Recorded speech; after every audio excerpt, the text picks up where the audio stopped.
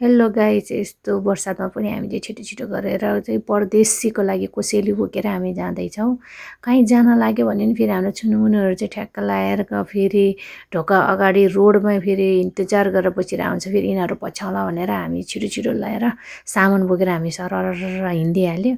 हिँड्दै हिँड्दै फेरि बाटै मेरो आस्याङ जेठा आस्याङ माइला आस्याङ साइला कान्छा आस्याङ सबैको घर पर्छ कि।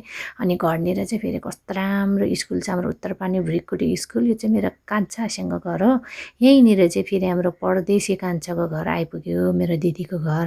अगाडि कोही रहेन रहेछ, पक्कै पनि पछाडि होला भनेर अनि म त पछाडि हेरौँ भनेर सुइँ पछाडि गएको त ओहो, लाउरे त पुरै नङ्गपुङ्ग पो बसिरहेको रहेछ। अनि ट्याक्क लगाएर भित्र छिरेको फेरि मेरो दिदी पनि रहेछ। दिदी मोबाइल भिडियो बनायो भने ह्याट्ट गर्छ।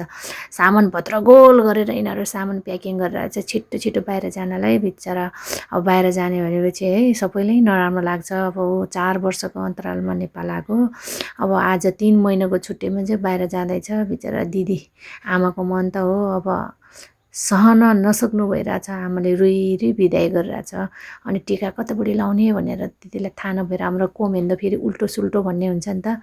अनि मैले नै यसो थाहा थियो कि अलिअलि, अनि टिका लायो, खाता लगाइदियो आमाले कान्छा छोरालाई। अनि जेठो छोरा साउदीमा छ, अनि कान्छा छोरा कुवेत जाँदैछ है। आमाको मन त हो कति गाह्रो विदेशमा। म त परदेशमा त आफ्नो मान्छे त के पराई मान्छे कोही जान लाग्यो भने पनि म त सहनै सक्दिनँ हो। म त कति रुन्छु टिकटक हेरेर। झन् आफ्नै मान्छे जान लाग्यो भनेपछि त कति नराम्रो लाग्छ।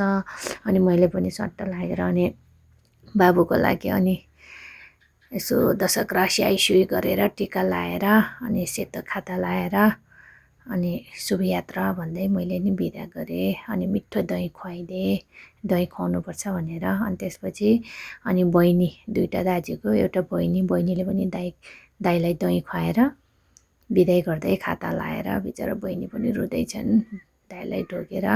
अनि त्यसपछि फेरि छोरा छ नि त फेरि यहाँ, अनि छोराले पनि त दही खुवाएर बाबालाई बिदाई गर्न जाँदैछ। म पनि जान्छु काठमाडौँमा बाबालाई छोड्नलाई भन्दै थियो, कहाँ पठाउनु एक्लैलाई। बिचरा मेरो दिदी रोएरै मर्ने भयो। त्यति नै सुगर रोगी प्रेसर रोगी मर्न आइरहेछ। भेनाजी पनि बिरामी, के गर्ने होला। यो घरमा त अलपत्र छोराछोरी बुहारी सबै विदेश। भाग्यमानी भन्दै मैले पनि ऊ गरेँ, बिदाई गरेँ। बिचरा घर पछाडि फेरि अर्को रुममा बाबालाई भेट्न गयो मेरो भेनाजीलाई बुवालाई। टाइममा खानेकुरा मम्मीले जे बनाएर दिए नि खानु है भनेर सम्झाउँदै अब बाहिर जान लाग्यो भनेर बिचरा भेनाजी पनि रोए। अब बाबासँग पनि बिदा लिएर हिँडेँ। सामान सब अटोमा प्याक गरेर हिँडेँ। अब बच्चाहरूलाई जाने बेला 150 पैसा दिइराखौँ न भनेर दिइराख्यो बाबुले चाहिँ। कति नराम्रो लाग्छ हो कोही मान्छे परदेश जान लाग्यो भनेपछि। बिचरा 3 महिनाको छुट्टीमा बस्यो। बुवा बिरामी भनेर बुवालाई भेट्न आएको, स्याहार्न आएको, बुवालाई स्याहार सुसार गरेर अब 3 महिना सकेर जाँदैछ। अब बहिनी पनि अब जाँदा जाँदै स्कुलबाट छुट्टी लिएर आएको, बाटोमै पर्छ भनेर एउटै अटोमा दाजु बहिनी सरर जाँदैछ। अब आमाको मन कति भकानेर रोयो दिदी त बिचरा रोएर हालत खराब। अब मलाई पनि कति नराम्रो लाग्यो। हामी पनि सुन्नै लाग्यो कि एकजना मान्छे घरमा नहुँदा त घरको आँगन पनि सुन्न लाग्दो रहेछ। एकछिन त हामी त कोही बोलेन, एकअर्काको मुख हेर गरेर बस्यौँ। ल बाबुलाई शुभयात्रा राम्रोसँग